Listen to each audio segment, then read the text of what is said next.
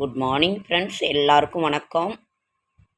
இன்றைக்கு நாம் ஆடி 18 நீரின்றி அமையாது உலகு என்ற சொல்லுக்கு ஐம்பெரும் பூதங்களில் ஒன்றான நீர், அந்த நீருக்கு வந்தனம் செய்கின்ற ஒரு நாள்.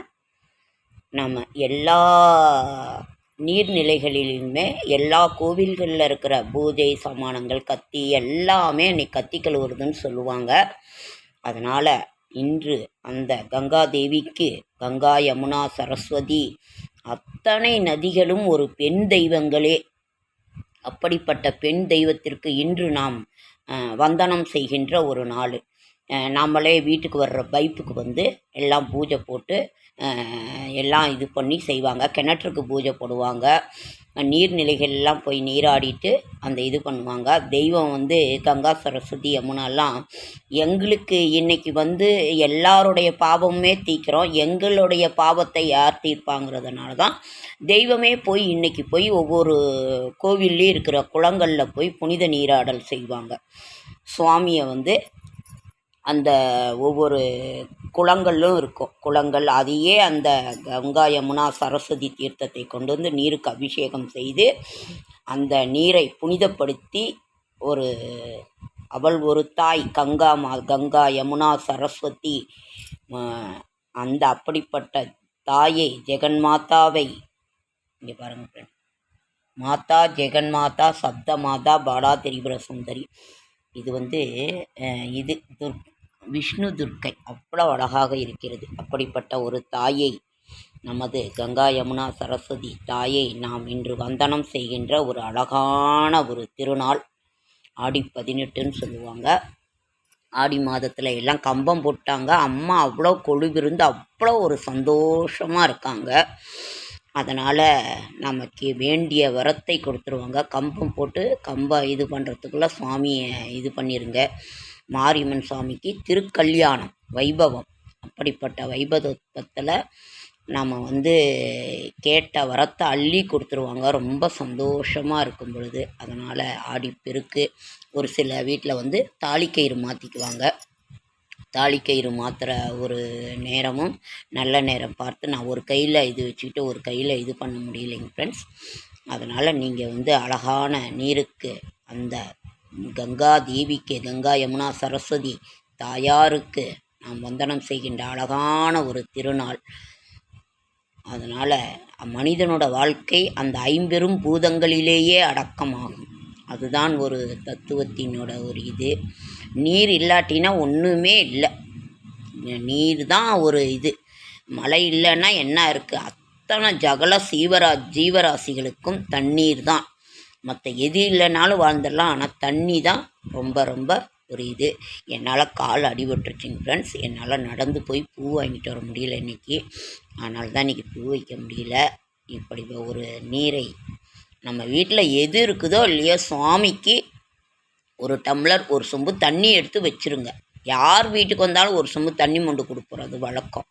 இதுவுமே தண்ணி மட்டும் கேட்டால் இல்லைன்னு சொல்லக்கூடாதுன்னு எங்கள் அப்பாலாம் எனக்கு சொல்லி கொடுத்துருக்குறாரு. அதனால் அப்படிப்பட்ட ஒரு ஆடி பெருக்கை, ஒரு ஆடி இது நம்ம இன்றைக்கி இது பண்ணுவோம். இனி ஆடி 18 கழிஞ்சிருச்சுன்னா ஒரு சிலர் செய்கிறவங்க செய்வாங்க. அதனால் நாம் அழகான தாயாருக்கு டெய்லி தண்ணி வைங்க சுவாமிக்கு. அதனால் எந்த ஒரு பொருளுமே, ஒரு பூவாகட்டும் எதுவுமே, அந்த தண்ணியை தெளிச்சுட்டு அந்த தோஷம் போயிடும். யார் எது வாங்கிட்டு வந்தாலும் சரி, எந்த ஒரு பொருளையுமே தண்ணி தெளிச்சுட்டு அதை தொட்டோன்னா அந்த தோஷம் போய்விடும்.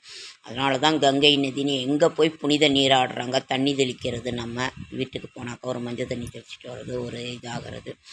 அதனால் இந்த அழகான திருநாளை, நீருக்கு வந்தனம் செய்யும் ஆடி 18 ஆடி திருநாளை நாம் கொண்டாடுவோம்.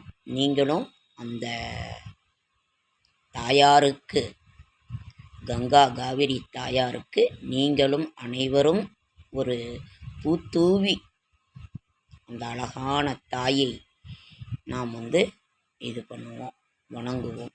அப்புறம் இன்னொன்று ஃப்ரெண்ட்ஸ், என்எஸ் விலாக்ஸை சப்போர்ட் பண்ணுங்கள். என்எஸ் விலாக்ஸை பார்க்குறதுனால என்ன ஒரு நன்மை அப்படிங்கிறது, இன்றைக்கி வந்து மருத்துவ குறிப்பு நான் வந்து கண்ணுக்கு வந்து பொன்னாங்கண்ணி கீரையை நான் வந்து இது சொல்லியிருக்கேன். அதே மாதிரி வயிற்றில் பூச்சி இருக்குது, அரிக்குது உடம்புல அப்படின்னாவே வயிற்றில் பூச்சி இருக்குதுன்னு அர்த்தம்.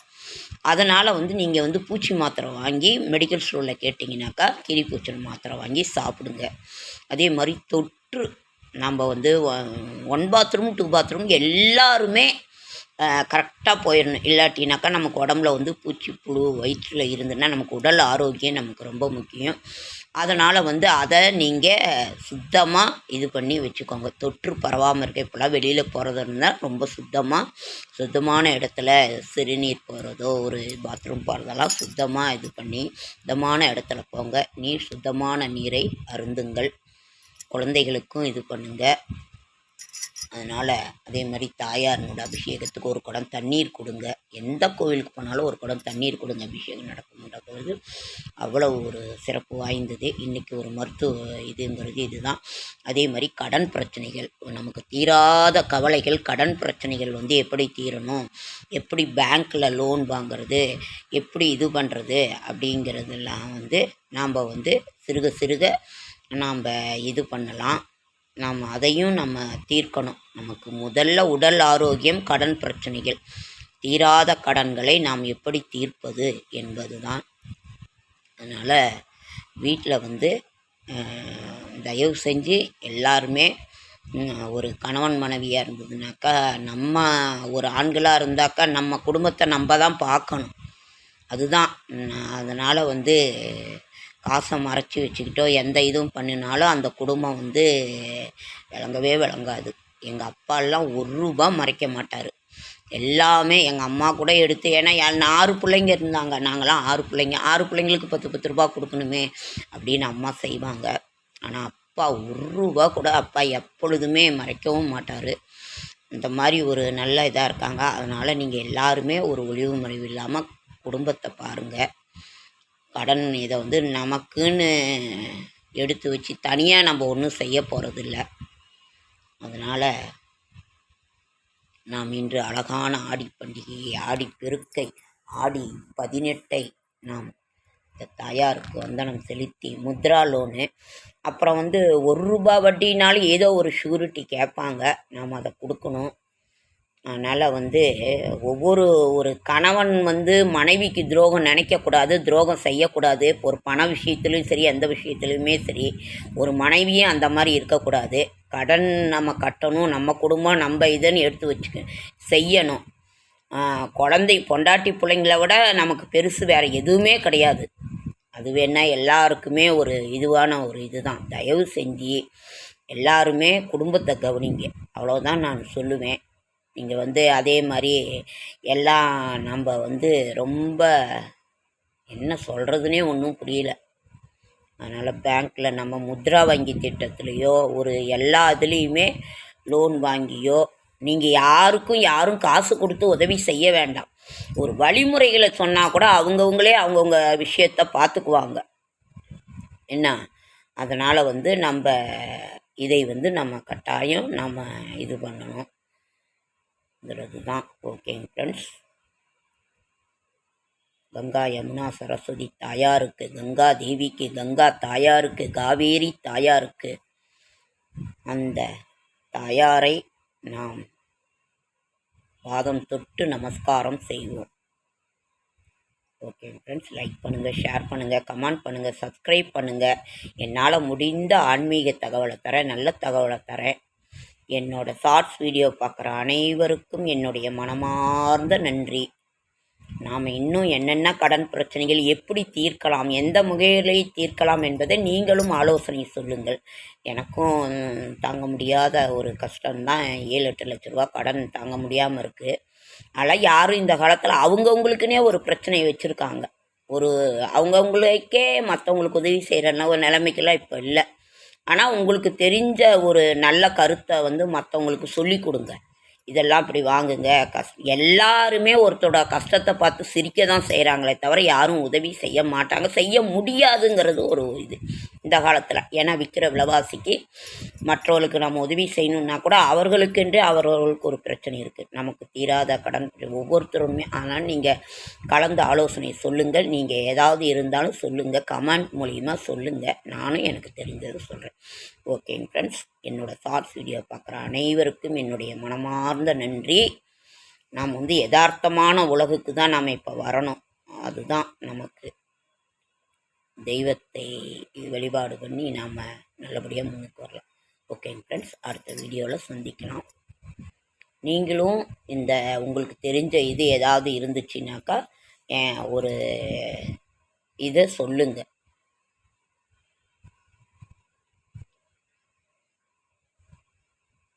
என்னடா உலகம்னு இருக்கிற அளவுக்கு ஆகிப்போச்சு இப்போ இருக்கிற ஒரு சூழ்நிலையில். யாருக்காக இருந்தாலும் அவங்கவுங்க சுயநலமாக இருக்காங்க. அதுதான் எனக்கு இது பண்ண. சரி, நம்ம யாரையும் எதுவும் சொல்லக்கூடாது, நம்மளுடைய பிரச்சனையை நம்ம தான் தீர்க்கணும், நம்ம பார்த்துக்கலாம், பேசிக்கணும், நம்ம செய்துக்கலாம். ஒருத்தரோட கஷ்டத்தை பார்த்து சிரிக்கிறாங்க, அதை பார்த்துக்கிட்டு தான் இருக்கிறாங்களே தவிர ஒரு வழிமுறைகளை கூட சொல்ல கொடுக்க மாட்டேங்கிறாங்க. இதுதான் உலகம், இன்றைய உலகம். ஓகேங்க ஃப்ரெண்ட்ஸ், அடுத்த வீடியோவில் சந்திக்கலாம்.